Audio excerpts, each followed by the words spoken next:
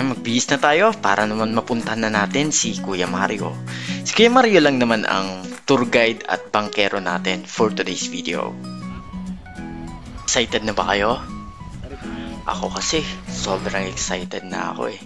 Pero syempre, bago tayo magsimula, safety is our top priority. Kaya naman, isusuot na natin ang ating mga life vests para siguradong safe na safe.